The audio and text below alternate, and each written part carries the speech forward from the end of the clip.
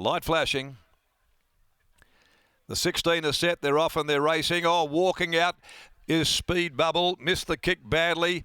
First to get going, Psycho Sister jumped out of the gates brilliantly from the outside. Pro is here with early speed, pushing forward, top of the pops as well. And Looks is going to sprint up there and be outside of the pace. In behind those, Treble Maker getting across, ideally positioned by Fiore after the start, like no other on its inside. A length away then came Top Gun. Secret Attire, the middle. Platinum shot down on the inside is next of all. Followed after a length to Snazzler. It's out there a little bit wide though at the 800 metre mark between horses. Belter of a Song who covers Defiant Diorite, then Camera Action, followed further back by First Law. Uncle Jared. Speed Bubble is a conspicuous last. Psycho Sister by the 600, the leader here in the final, out by 3/4 on Looks, going up there and a length and a half behind those, then top of the pops in the clear, back behind those like no other as they approach the turn. Pro is here, look to be struggling, then Secret Attire. Treble Maker gets into the clear to come after them now. The Goldfields mare balancing up, they go by the 300. Psycho Sister. Looks have come together. Top of the pops down the outside. Here comes Secret Attire. Treble Maker's gone. It's a shot duck, the favourite. Camera Action's running on strongly. And back behind those, Platinum Shot with 100 left to go. Camera Action on the outside. Dashes to the lead. Races past Secret Attire. Snazzler runs on late, but Camera Action. Camera Action won the provincial final. Camera Action from Snazzler, Secret Attire. Then Platinum Shot, followed home by Uncle Jared. Builder of a Song. Looks behind them. Top of the pops. Pro is here. Treble Maker, a big flop. They were followed further back by Speed Bubble, who'd missed the start noticeably. Psycho Sister dropped right out of play. Defiant Diorite. First Laura right back there in the field. And the last of them home when they'd pulled up is Top Fun. Camera Action, giving Braden Garth the second leg of a riding double, takes the feature. Number 3, Camera Action, for Sean and Jake Casey. Back patiently handled by Braden, and a wide gate. Took medicine early, out the back, but finishes on too strongly at the end of 1400. Snazzler making good ground. Secret Attire third. Platinum Shot fourth. But gee, the favourite Treble Maker, it was in trouble. The treble at the 300 metre mark after they'd balanced up, gave it nothing, and has beaten only one to the line. It's all Camera Action for Wally Daly, a shooting to win Femet mare. Braden Garth, Braden with a double today, joins Brad Parnham and proves too good here. Charging home Snazzler, Jared Noski, the Mahuta gelding prepared by Jason Pateman, and Secret Attire is right there. Tash Faithful for Pete Fernie by Vancouver. We'll wait for the full list of the numbers after the running of race 8. But Camera Action proves too good. Beaten favourite last start in a heat of the Provincial Championship at Northam. A winner over 1200 2 starts ago back at headquarters, and delivers this afternoon. 3-1, 14-2. 3-1, 14-2 are the placings in 124.39. They've run home in 36.68, 1 1/4 a neck, those margins to the feature event. A very productive day here in the saddle again for Braden Garth. Another city double today as he makes the most of his allowance at this time of the year and getting plenty of opportunities.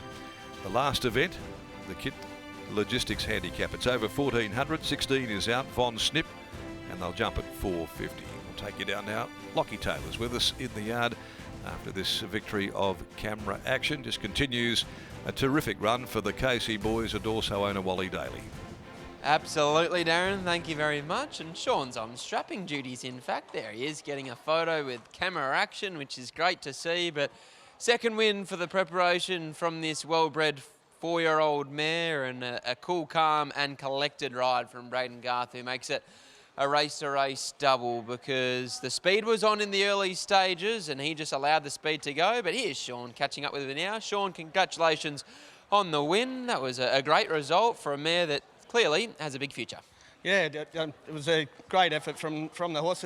She raced last Sunday at Northern, and she ran a super race, and very impressed with Braden's ride today. We both assessed how we thought the race would be run, and it just went to the letter, and he was able to ride it out hard and change the whip into the left. It was really a good watch. For some of the punters, she went around as your $1.90 favourite last Sunday afternoon and she went under. What did you make of that run and what's the last 6 days look like for her?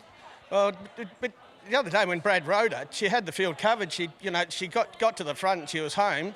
And Willie had one of those purple patch days where he just got out of the ground the last 100 and got the drop on us. But I'd say, Brad and I had it in mind, that she probably doesn't need to hit the front too early. But, she had the race shot to pieces, then Willie just came in from nowhere. So she should have, it was by no fault of anybody, we got beat. So where to next for a mare like this? Could she now stretch out in trip to a mile?